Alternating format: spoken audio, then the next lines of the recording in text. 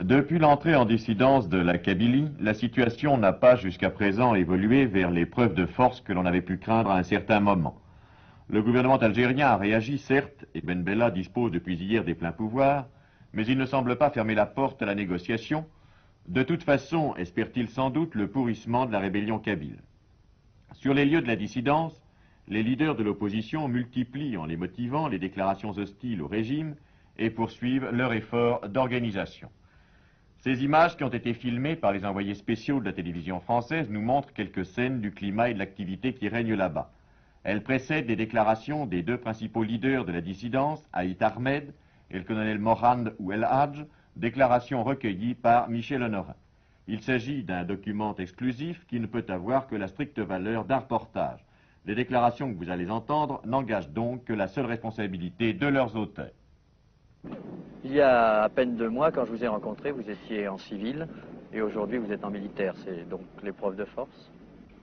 Aujourd'hui, que nous avons atteint un seuil à partir duquel, où c'est la fascisation, c'est-à-dire la mort, la misère morale pour notre peuple, la misère sociale qui doit nécessairement suivre cette misère morale, ou bien la résurrection de notre révolution. Le fait de vous trouver là, dans le maquis, en pleine Kabylie, veut-il dire qu'il n'y a plus de chance de dialogue et que l'on risque d'avoir la guérilla? S'il y avait eu la moindre chance de dialogue, nous n'aurions pas raté.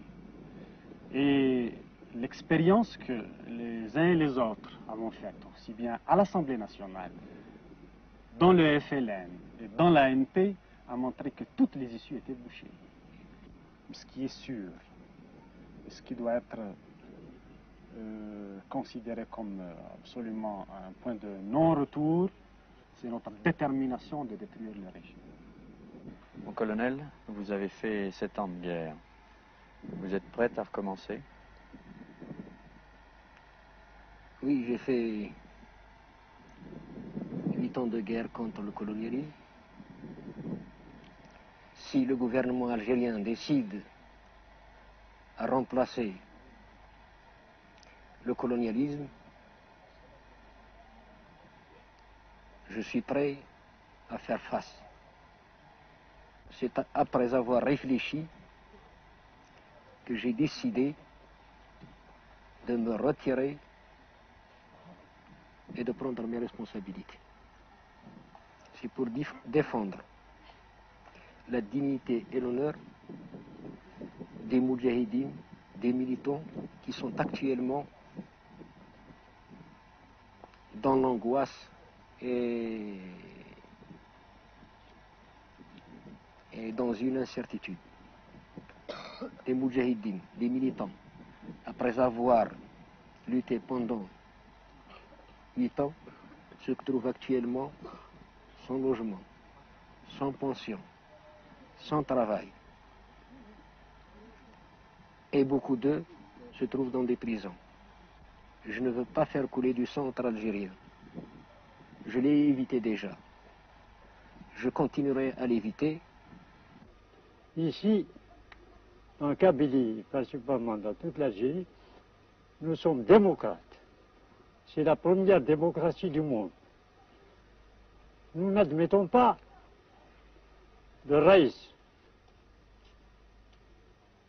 Abdelkader Ben Turki, qui a combattu la France, il est venu ici, l'histoire le mentionne, solliciter l'appui de la Grande Kabylie. On lui a répondu, oui, nous voulons bien aller avec vous, mais à condition que vous ne soyez pas le grand raïs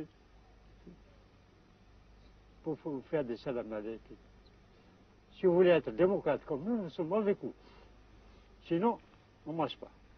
Et si vous étiez plus jeune, vous auriez suivi le colonel Mandouladj? Mais parfaitement, jusqu'à présent, je me suis...